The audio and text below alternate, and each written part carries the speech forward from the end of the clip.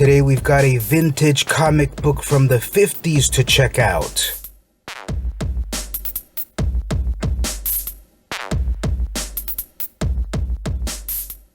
Yes, let's look at an issue of Pepper, this vintage comic from the 50s.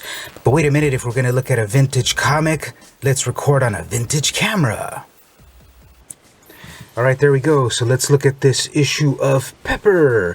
This is one of these little comic magazines from the old days. This is from 1952. This has got a military bent. Right away on the cover, we have a hilarious joke. We have this lovely lass taking her gent home. She's got some great upper body strength because she just came from the auction army surplus. That is hilarious. That's really funny on various levels. Beautiful art, and we're going to see a lot of this classic 1950s art throughout the comic. Now my copy here has a stamp here by Jimmy Stager. Thanks, Jimmy. I'll keep your comic in better shape than you. Alright, so as I said, this is a comic from the 50s. We can see here in the copyright, March 1952, number 75, and it's published bi-monthly by Hobby Publications.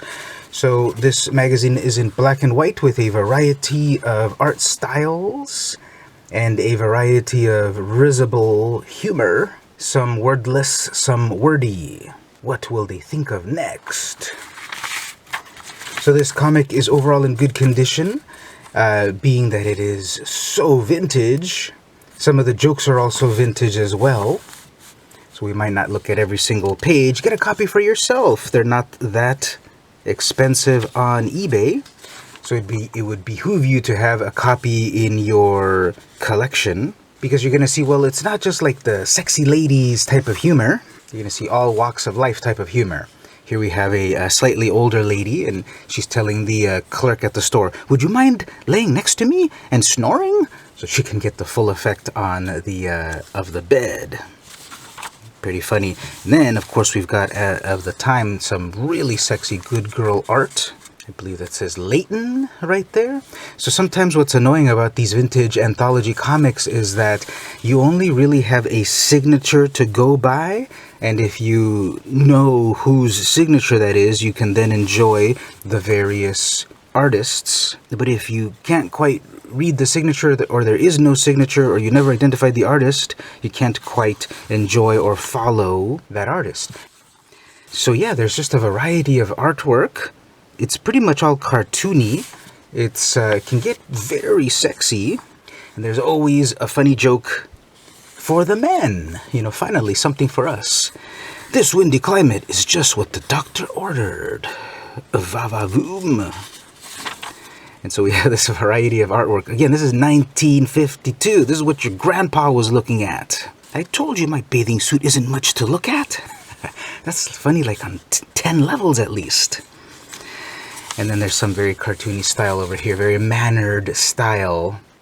I think these kinds of comics really fly under the radar for a lot of collectors. You might think of the big two, but you're going to see some other big twos in these books if you ever look into them.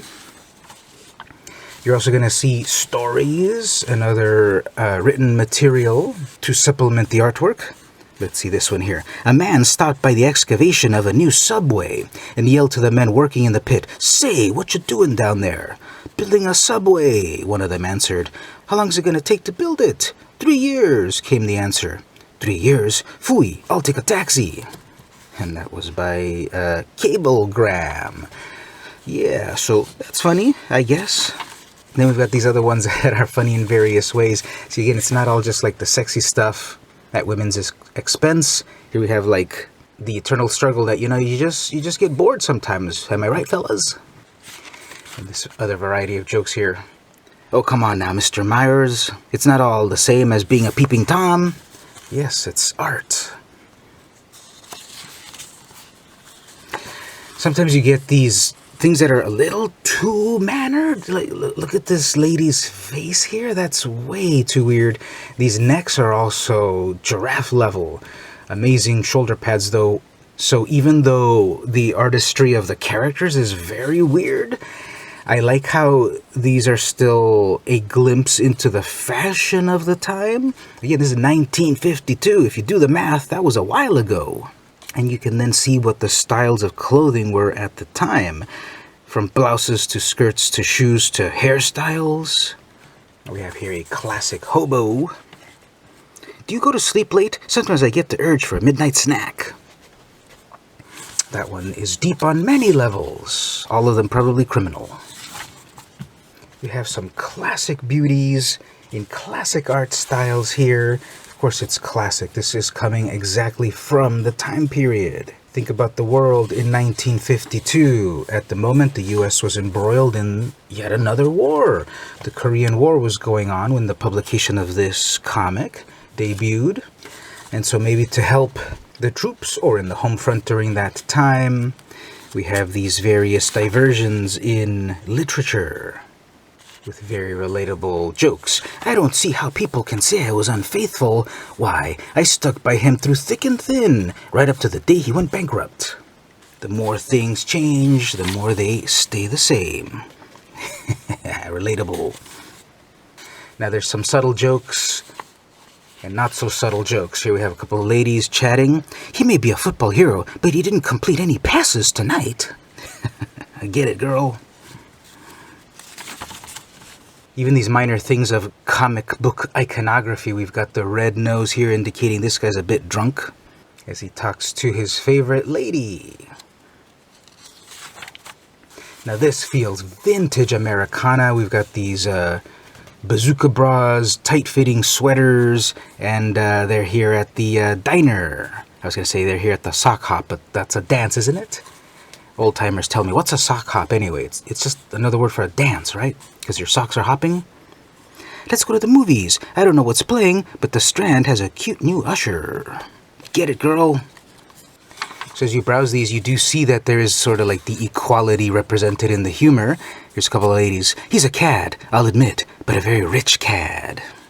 Yeah, 70 years later, money still is the most powerful aphrodisiac. This one's very subtle. The guy's asking her, is there someone else? Yeah, just don't dust under the couch. You'll be fine, man. You learn something every day, even 70 years later. Such as this was the style at the time. And the joke, the trouble with you, Herbie, is that you want me to go steady only with you. So relatable. And yeah, so that's the book there. If you want your very own copy of this, go off onto eBay and find some classic 1950s style good girl art-filled comics for the guys. You won't be disappointed. There's lots of great art, a variety of funny jokes, and even some stories to break up the monotony here and there. I hope you enjoyed this browse through memory lane of some classic comics from days of yore as I reviewed Pepper, published in 1952. And now let's get back to the future in the year 2025. As I remind you to like, share, subscribe, ring the bell, do all that good stuff. Perhaps consider going over to the Patreon, patreon.com/vmcampos. If you enjoy my videos, if you want to keep them going and you want to be a part of it all, head over to Patreon or click the join button right here also on YouTube. Would you like me to review other such related magazines? Maybe pick myself up a copy of Mirth and we'll see what that's all about.